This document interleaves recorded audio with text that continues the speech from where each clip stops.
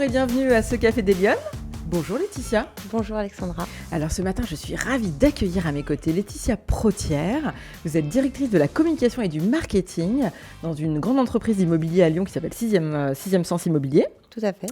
Et on est accueillis dans les merveilleux salons de l'Intercontinental Lyon Hôtel Dieu pour ce délicieux Café des Lyonnes ce matin, Laetitia. Vous connaissez le principe de l'émission. On aime bien s'interroger sur la place des femmes, évidemment, dans la société, dans le débat public, etc. Et donner, évidemment, des regards et des parcours différents. Et Laetitia, j'avais envie d'échanger avec vous ce matin parce que j'ai eu l'occasion de vous rencontrer il y a peu de temps. On a passé une soirée, on a eu l'occasion d'échanger sur votre parcours.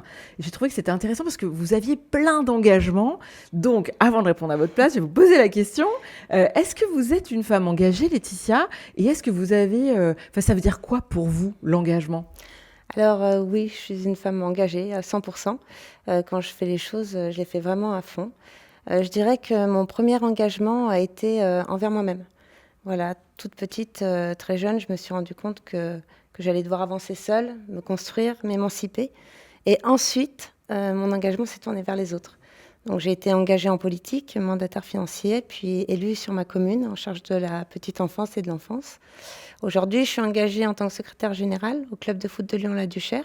Voilà, je suis en charge du conseil des enfants et je suis également engagée pour la réserve citoyenne du gouverneur militaire de Lyon. Voilà, pour contribuer à créer du lien entre l'armée de terre et la société civile. Ça veut dire que cette notion d'engagement, pour vous, elle est en dehors de votre sphère professionnelle ou c'est un tout et l'engagement vient compléter Je pense que l'engagement, c'est une façon d'être. Ouais. Voilà, pour moi, c'est vraiment une façon d'être. C'est une façon de... Aujourd'hui, je suis très heureuse et j'ai vraiment conscience de la chance que j'ai. Donc pour moi, l'engagement, c'est une façon aussi de donner de son temps, donner son énergie et donner aussi de son expérience professionnelle. Voilà, c'est une façon de dire merci. Oui, mais c'est rigolo parce que souvent les femmes disent qu'elles ne s'engagent pas parce que justement ça prend du temps. Vous pourriez faire autre chose de ce temps parce que vous avez un métier qui est déjà bien riche et où vous avez beaucoup aussi de représentation. Vous devez être aussi en dehors de votre activité, de votre temps de travail. Vous devez aller à des événements, etc. Et là, en plus, vous prenez de votre temps pour faire plein d'autres choses en direction des jeunes, en direction de la société. Il vous apporte quoi cet engagement ? Un accomplissement personnel. Ouais, c'est vrai. Déjà, et une façon d'exister. Ouais. Une façon de se dire aussi qu'on a réussi. Ouais. Voilà, de se poser des challenges, de se dire on peut le faire, on est capable de le faire. Moi, j'ai toujours douté, j'ai passé ma vie à douter. C'est vrai ? Ouais. Ok. Tout le temps. Et en fait, c'est une façon pour moi aussi d'avancer. Voilà, j'aide les autres et en même temps, je m'aide moi-même. Mais douter, ça veut dire que ça ne vous empêche pas de faire ? Non, ça n'empêche pas.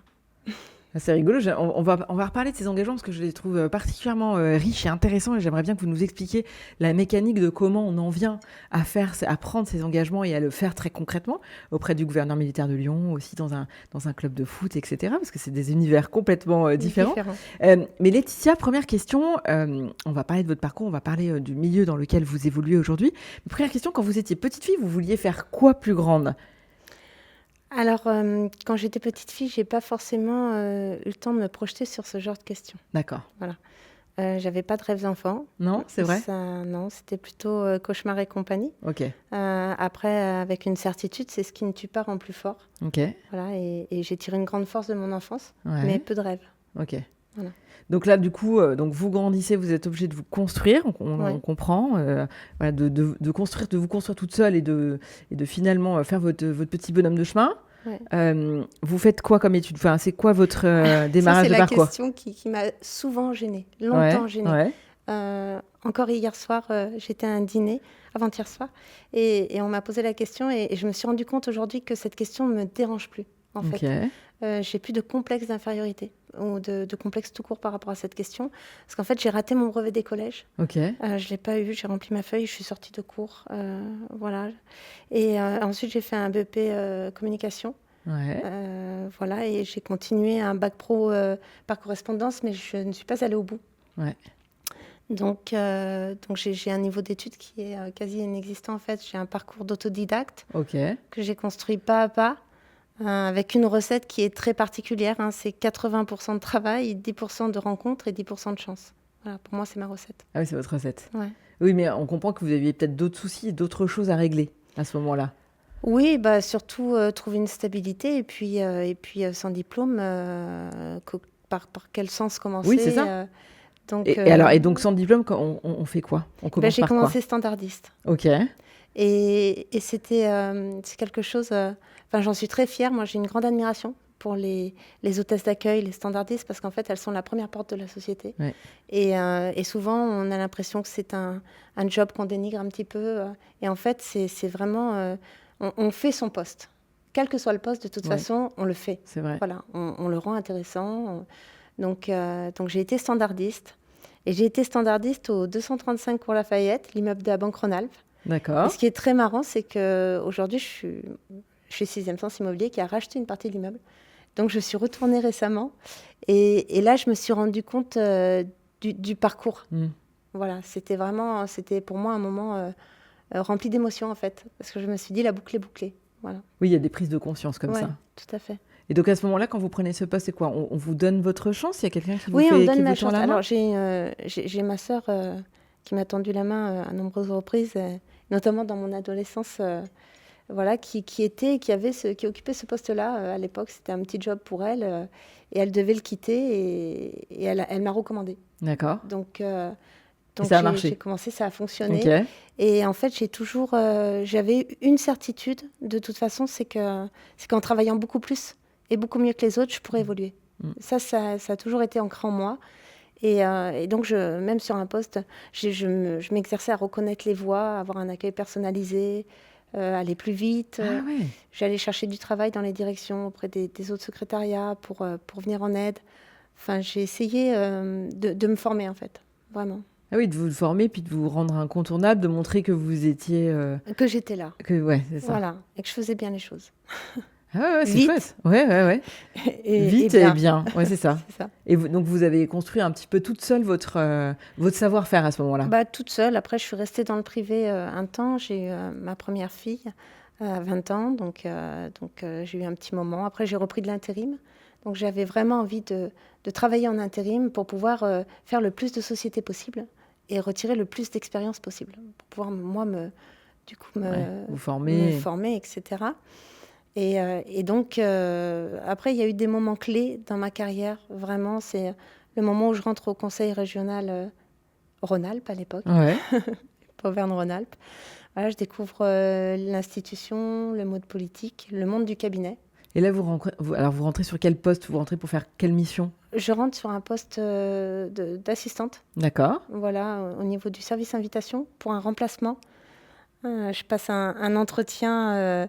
Nous étions plusieurs candidates. C'est l'ANPE qui m'avait envoyé postuler. J'avais pas très envie de reprendre mon travail. Donc à l'entretien, j'ai dit que je voulais pas être fonctionnaire, que pour moi, les fonctionnaires ne travaillaient pas beaucoup et que j'aimais beaucoup travailler. Donc ça allait pas être possible.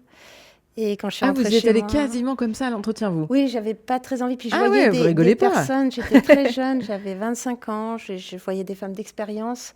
Et je me suis dit, de toute façon, c'est pas pour moi, j'ai aucune chance. Ouais, vous vous êtes pas senti à l'aise. Donc non, donc j'y suis allée, j'ai dit non, mais moi, la fonction publique, c'est pas mon truc, vous allez voir. Et en début d'après-midi, on m'a appelé pour me dire que j'étais retenue et que je commençais le lundi d'après. Ah oui. Donc, ça n'avait bon. pas marché. non, et là, j'ai découvert un monde incroyable. Les fonctionnaires sont remarquables. Mm. Ils ont un sens du devoir. On a un travail. Moi, j'avais une quantité de travail dans l'urgence et notamment en cabinet. Et là, j'ai vraiment découvert un monde incroyable et ça m'a passionnée pendant 6 ans. Je suis restée à la région. Et ensuite, j'ai basculé en préfecture de région, au Rhône-Alpes. Donc ça vous a vraiment bien plu quand même. Oui, tout à fait.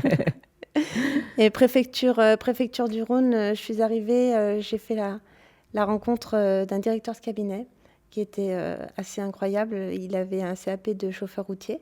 Il avait passé les concours et il était sous-préfet. Voilà. Et il m'a expliqué que tout était possible. Oui, c'est Donc, ça. L'école de la République, voilà. on peut. Hein. Et lui m'a recommandé Il y avait un poste qui se libérait au niveau du protocole. Et il m'a dit, Laetitia, ce poste-là, vous devriez ne pas hésiter. Ah oui. Voilà. Il a cru en vous. Oui, j'ai eu la chance de rencontrer beaucoup de personnes qui ont cru en moi, qui m'ont donné ma chance. Cette personne-là en faisait partie, mais j'ai eu vraiment des moments à la région. J'avais rencontré une personne qui maintenant est devenue un ami, qui, à mon départ de la région, enfin, continue à suivre mon parcours professionnel, mon évolution. Et c'est lui qui m'a fait basculer dans le privé. Ah oui, d'accord. Voilà, il connaissait ma manière de travailler. Ouais. Voilà, il avait une confiance en moi, alors beaucoup plus grande que moi-même. Et c'est lui qui m'a fait basculer ensuite, qui m'a accompagnée dans ma bascule du privé. Et j'entends dans ce que vous me dites quand même que vous aviez, vous dites, je manquais de confiance en moi, on peut le comprendre, mais en même temps, vous aviez envie vraiment de progresser, vous aviez envie d'aller chercher des choses, de prouver, De me prouver à moi-même, et surtout, la société a un regard très dur. Il y a un cadre, soit on est dans le cadre, soit on n'est pas dans le cadre. La société juge, on est sans cesse dans le jugement. Donc oui, pour moi, j'avais cette urgence-là de prouver que j'étais capable, de monter plus haut pour moi, pour mes filles, pour mon mari. J'avais vraiment cette urgence-là, oui. Et je cherchais tout le temps, à chaque fois que je suis arrivée en poste, je me disais, où est-ce qu'il faut que j'aille? Qu'est-ce qu'il faut que je fasse? Voilà, pour évoluer. C'était vraiment... je prenais pas le temps je prenais mon poste.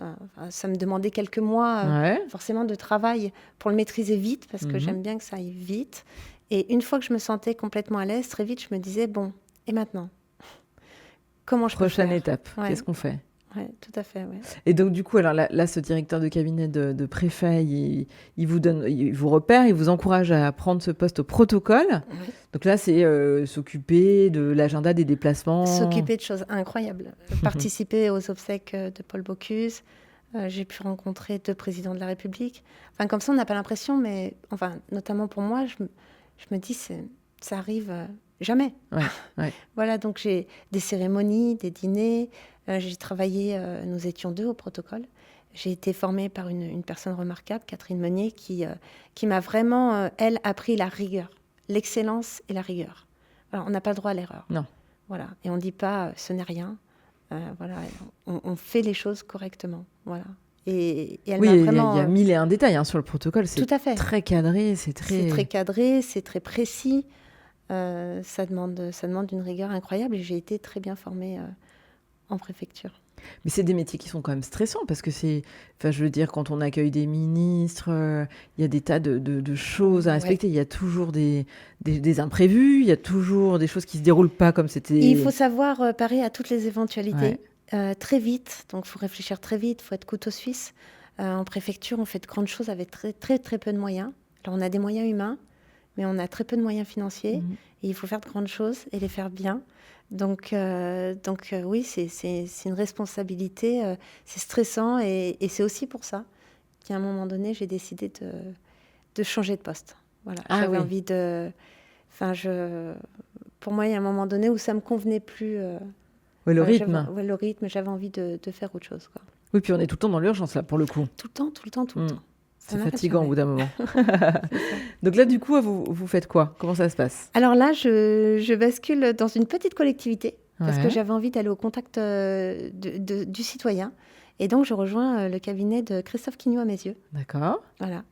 Et je reste 1 an, jusqu'à ce que Jean-Christophe Vincent, donc mon acolyte de la région, me propose un poste, m'indique qu'il y a un poste qui va se créer chez Serfim.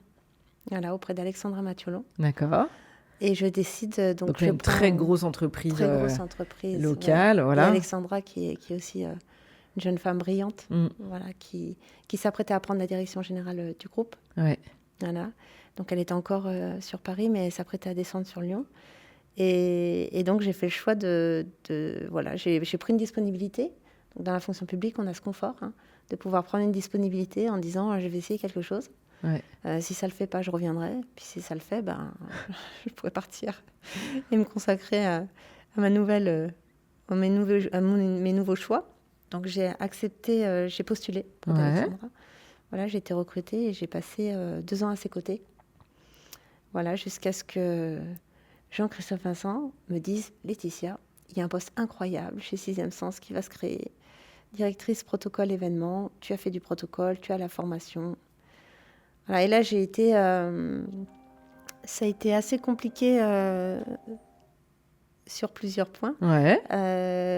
Déjà, j'étais très bien dans mes fonctions. Je me plaisais Oui. beaucoup chez Ouais. Serfim. Voilà. Et en même temps, je me disais, mais un poste de directrice. Oui, c'est ce que j'allais vous demander, parce que dans tout votre parcours, je me suis dit, mais à chaque fois que vous changez de poste, vous vous êtes pas dit, oh, est-ce que je vais être capable ou... Si, tout le temps, le doute. Alors, mon plus grand supporter, c'est mon mari. C'est vrai? Ah oui, oui. Mon mari m'a poussé. Et encore aujourd'hui, il me dit, mais tu n'as pas atteint ton plafond de verre. Tu as encore de grandes choses à faire. Je pense qu'un jour, je vais le décevoir. Alors, je ne sais pas quand. Mais peut-être pas, il a peut-être raison. C'est mon plus grand supporter. Mais oui, j'ai toujours douté. Et parfois, enfin, j'essaye aussi, je pense que je relativise en me disant, et si je rate? Et après? Voilà. Qu'est-ce qui va se passer? Ouais. De toute façon. Ouais, bah, ce sera un échec, je travaillerai dessus, je prendrai ce qu'il y a à prendre, j'en tirerai les conséquences, les conclusions, et quelque part, ça me fera quand même avancer. Donc Donc au la final, prise de risque, elle est finalement minime. Minime, sauf peut-être pour les gens qui me font confiance.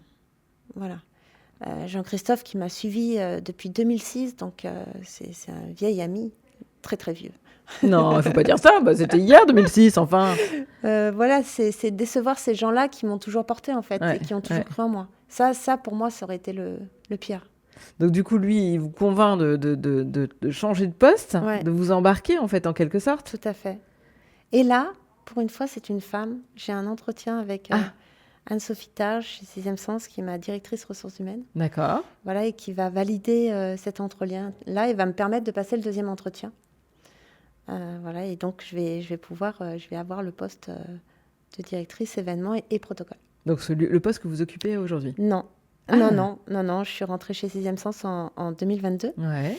Et en 2023, à peu près, il y a eu des mouvements de personnel, des restructurations, et Nicolas Gagneux m'a demandé si je voulais bien prendre la direction de la communication et du marketing. Voilà, tout entière. Tout entière, voilà.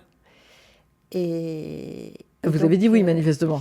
Oui, mais comme je n'étais toujours pas sûre de moi, j'ai dit à ma DRH, je suis d'accord, par contre on se laisse 6 mois. Donc 6 mois sans changement d'intitulé, sans modification de salaire. Voilà, et dans 6 mois, on fait un bilan.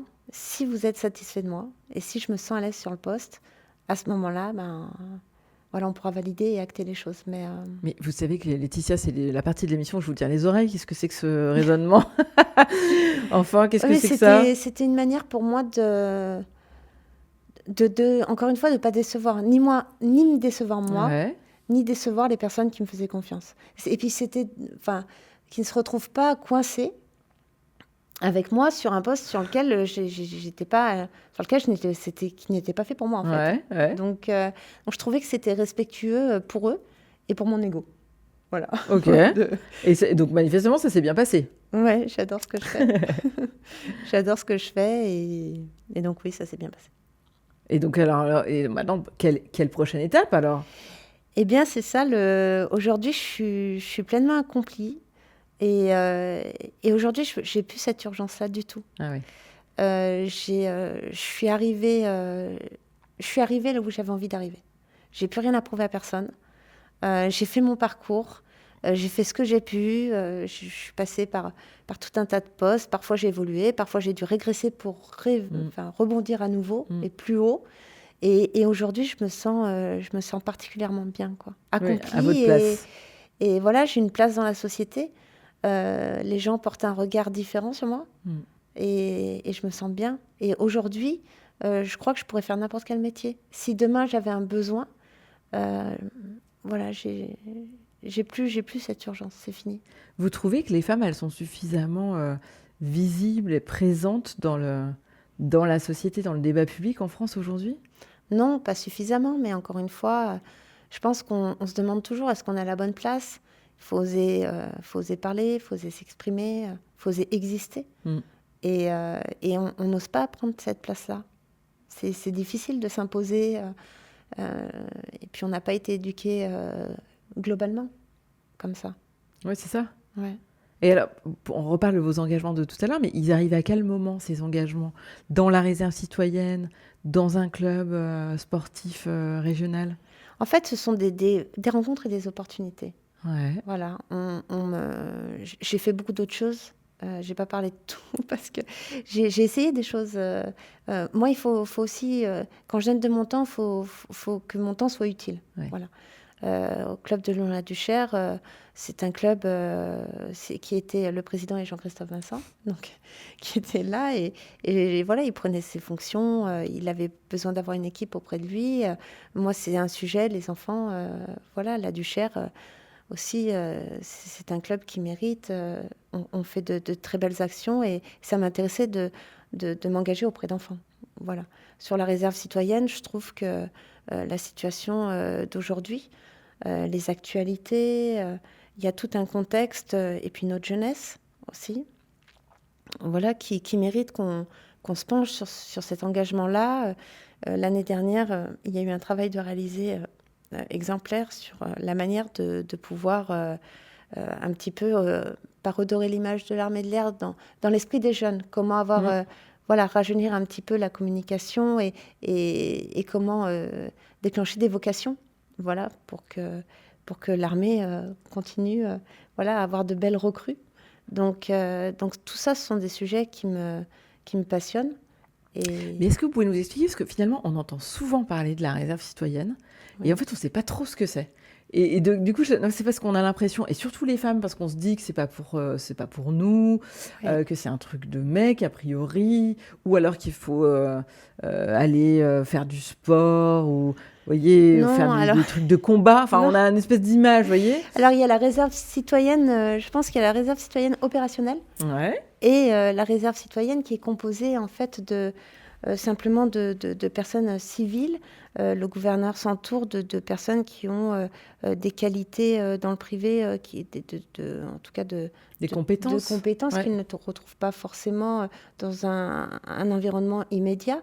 Voilà, donc il s'entoure de personnalités comme ça, avec lesquelles il se réunit et donc à nous, après, à charge de faire rayonner en fait l'armée de terre et de créer ce lien-là, justement, avec les personnes qui connaissent pas le sujet.